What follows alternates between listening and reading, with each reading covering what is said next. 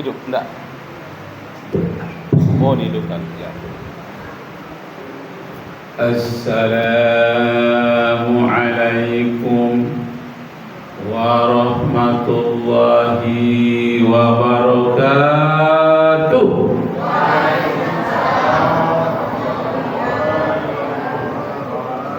Syukur alhamdulillah kita persembahkan kehadirat Allah Subhanahu wa ta'ala, Tuhan yang maha tinggi dan maha agung, yang telah menciptakan langit dan bumi beserta kedua isinya, dan telah menciptakan bulan Muharram untuk kita di dalam tahun Hijriah. Mudah-mudahan kita punya perhitungan yang tepat sebelum kita diperhitungkan oleh Allah Subhanahu wa ta'ala. Salawat dan salam kepada junjungan alam Nabi kita Muhammad sallallahu alaihi wasallam. Allahumma salli ala Sayyidina Muhammad wa ala ali Sayyidina Muhammad. Pada malam hari ini kita sudah berada 1 minggu di dalam tahun Hijriah 1446. Malam minggu yang lalu tanggal 1 Muharram. Malam minggu sekarang tanggal 7 apa tanggal 8 ya? Tanggal 7 atau tanggal 8 Muharram ya. Nah, jadi 1 minggu pokoknya kita sudah berada di dalam bulan Muharram. Nama saya tadi sudah diperkenalkan ya. Nama saya M. Rakib. M-nya itu malaikat. Malaikat rakib, tukang catat yang baik-baik. Rakib itu consist from 5 letter, terdiri dari 5 huruf. R rajin, A aktif, K kreatif, I insyaallah B berhasil. Rajin, kreatif, insyaallah berhasil. Nah, itu doa ya. Itu singkatan saya buat saja. Untuk mudah mengingat. Ujungnya ada Jamari, Jawa, Minang, Aceh, Riau, Indonesia. Jadi bahasa Jawa iso mau coba, bahasa Minang pandai pula bahasa Wak, Aceh pandai pula bahasa Aceh, Pahaba ge, Pajubi makan ubi ya. Riau-nya bahasa Melayu. Apalah Dawani, Lalapur, Taringgap katanya ya. Baik, kajian kita pada malam hari ini yang berkaitan dengan peringatan Tahun Baru Hijriah. Di dunia ini yang paling aneh peringatan Tahun Baru Hijriah, kemudian nanti Maulid, kemudian Isra Mi'raj, Nuzul Quran, yang peringatan hari-hari besar Islam seperti itu. Yang paling aneh di dunia ini di Libanon dengan di Irak. Kedekatan tuh Libanon, Irak. Sekarang dua-duanya menyerang Israel, Rafah, Libanon dan Irak. Jadi peringatan hari-hari besar Islam di Libanon dengan di Irak itu dengan di tengah malam menembak ke udara sampai beratus-ratus kali.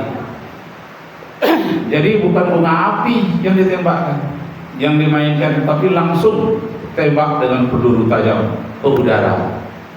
Nah, 1 kali terjadi di Libanon, menembak ke atas, tentara menembak ke atas. Oh, orang semuanya sudah tahu ya.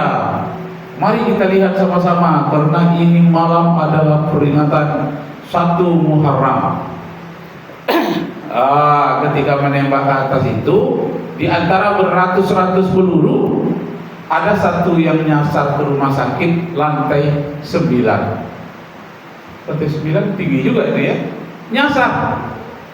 Entah tentaranya baru belajar, entah tersenggol oleh kawannya waktu dia nembak, menyasar satu ke rumah sakit umum di Libanon. Terkenalah seorang anak orang kaya sedang mengunjungi saudaranya di lantai 9. Masuk ke kepalanya, tidak bisa diambil, kena bersarang di otaknya. Kalau diambil nanti otaknya rusak, bisa dia mati. Nah, pingsan itu anak, kena peluru. Lalu diperiksa, parah, masuknya dalam sekali. Tidak bisa dioperasi oleh dokter yang ada di Libanon karena dia anak orang kaya, orang terkaya di Libanon. Akan dilarikan ke Amerika, didampingi oleh dokter-dokter dari Libanon dalam pesawat. Akan dilarikan ke Amerika. Nah, sebelum dilarikan, karena pesawat tidak ada malam, pagi-pagi sudah dicatat pesawat untuk ke Amerika. Pagi-pagi mau berangkat. Nah, di rumah sakit itu seluruhnya orang terkejut. Ada anak yang terkena peluru nyasar dari peringatan agama Muhammad katanya. Mereka menyebut agama Islam dengan agama Muhammad. Memukik-mukik ibu-ibu, bapak-bapak. Aduh, anak aku bisa mati gara-gara agama Muhammad. Ya Muhammad, gara-gara agamamu anakku terkena peluru di kepala. Mana tanggung jawabmu ya Muhammad? Yang katanya agama penutup, agama yang sempurna. Tahu-tahu pelurunya nyasar di otak anak saya. Mana tanggung jawabmu ya Muhammad? Beri tanggung jawab kepada kami yang tak ada bersalah apa-apa. Tiba-tiba peluru bersarang di kepala anakku. Menangislah orang tua yang kakaknya, adiknya nangis. Lalu dibawalah ke ruang ICU. Di ruang ICU itu ditunggulah oleh kakaknya, adiknya, abangnya, saudaranya. Ibunya pulang dulu, tak apa yang mau dijemput. Nah, yang ibunya di rumah saja ibu. Kalau di sini ibu nanti mengganggu adik yang sedang bersarang peluru di kepalanya. Pagi besok baru datang. Pagilah ibunya baru datang, saudara-saudaranya yang menunggu. Nah, waktu pagi dia datang ke rumah sakit itu, dia lihat anaknya sudah berdiri di depan pintu, tidak di ruang ICU lagi. Berdiri di depan pintu dan senyum-senyum pula anaknya yang otaknya kena tembak. Diperiksa oleh dokter, tak ada lagi peluru yang bersarang di kepalanya. Terkejutlah ibunya. Aku tadi malam tidak tahu rahasia apa terjadi di sini. Aku di rumah, tahu-tahu datang pagi hari, anaknya sudah tersenyum saja berdiri. Dokter juga keheranan, kok anak ini selamat-selamat saja? Apa yang terjadi pada dirimu, nak? Kata sang ibu. Juga dokter bertanya, apa yang terjadi pada dirimu? Tadi katanya kira-kira jam 4 subuh. Tak lama sudah itu dikumandangkan azan terdengar di mana-mana. Sebelum subuh itu datang seorang laki-laki kepadaku. Wajahnya ganteng sekali. Wajahnya berseri-seri seperti bulan purnama. Dia tersenyum memandang kepadaku. Dia katakan, "Sini nak, aku tahu kepalamu sedang bermasalah." "Mama," katanya, "diusapnya kepalaku. Lalu dikeluarkannya peluru dari otakku, tak terasa apa-apa.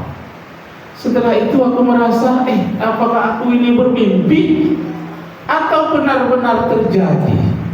Seorang yang ganteng, berjubah, jenggotnya sangat hitam, alis matanya hitam. Tak pernah di dunia ini aku melihat orang seganteng itu. Dia datang katanya, "Engkau umatku, engkau mudah-mudahan diselamatkan oleh Allah." Setelah itu dia pergi, terdengarlah suara azan. As-salatu khairun minan naum. Salat itu lebih baik daripada tidur. Nah, menjelang azan itu dia pergi, dia bersalaman dengan saya dan dia mengucapkan sesuatu supaya saya ikut dengan dia. Maka saya ikut. Dia ucapkannya, asyhadu an la ilaha illallah wa asyhadu anna Muhammadar Rasulullah. Aku bersaksi bahwa tiada Tuhan selain Allah, Nabi Muhammad utusan Allah. Lalu anak itu bertanya, karena dia sesama orang Arab kan, man huwa Muhammad? Dijawabnya, ana Muhammad Rasulullah. Saya inilah Muhammad Rasulullah. Ila liqa, ma'assalamah. Ila liqa itu sampai jumpa lagi. Dari dia memberikan salam, bahwa tabassam itu dia tersenyum, lalu dia pergi. Terbayang di pelupuk mataku, senyumnya itu terbayang katanya di hadapan mataku. Aku pun menangis karena terjadi suatu kesejukan, keindahan dalam diriku. Ucapannya sampai hari ini mah aku tak lupa semenjak malam tadi. Ucapannya, asyhadu an la ilaha illallah wa asyhadu anna Muhammadar Rasulullah. Ucapan apa itu wahai ibu? Rupanya dokternya ada yang Islam. Beberapa orang, itu 2 kalimat syahadat, itu bacaan orang masuk Islam. Nah, kalau begitu aku sudah Islam, kata si anak remaja ini. Ibunya pun bertanya, yang benar ini nak, Pak dokter, coba diperiksa lagi di ronsen kepalanya sekali lagi di hadapanku. Aku mau lihat benar atau tidak mimpi anak ini, bahwa tidak ada lagi peluru bersarang di kepalanya.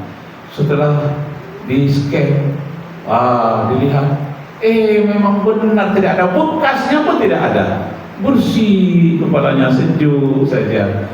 Akhirnya, kalau begitu nak, aku ikut engkau. Aku ingin bersyahadat kepadanya. Apa kata dokter yang Islam 1 orang? Di antara 5 dokter ada 1 yang Islam. Kalau ibu mau bersyahadat seperti anak ini, pergilah ke musola di sebelah, ada imam yang akan menuntun.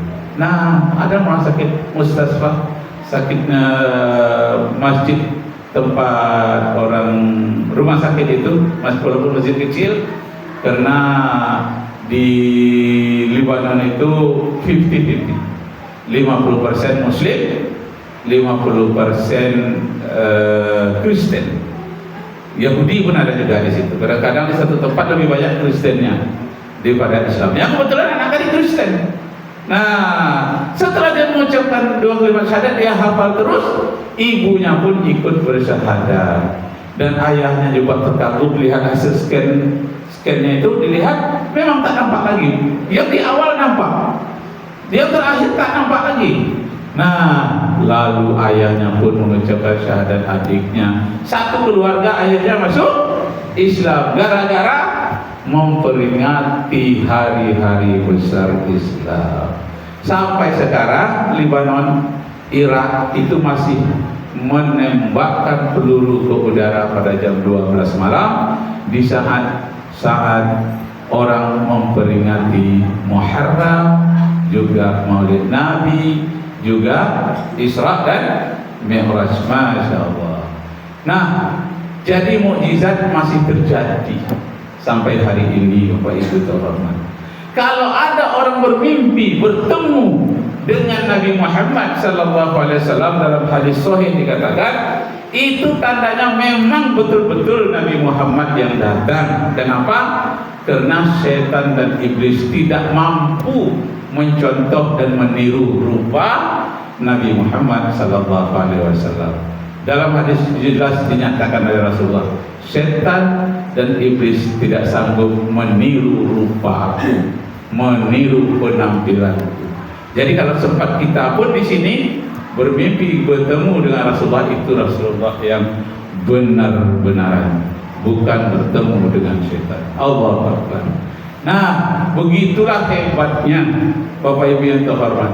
Orang memperingati hari-hari besar Islam, mendapatkan mukjizat, melihat terlihat pada diri orang itu sendiri, walaupun dia tidak beragama Islam. Akhirnya masuk Islam. Nah, begitu hebatnya. Jadi mukjizat itu bukan hanya terlihat pada Rasulullah masih hidup, Rasulullah sudah wafat pun melihatkan mukjizat-mukjizatnya pada orang-orang tertentu. Masya Allah. Jadi yang berhormat,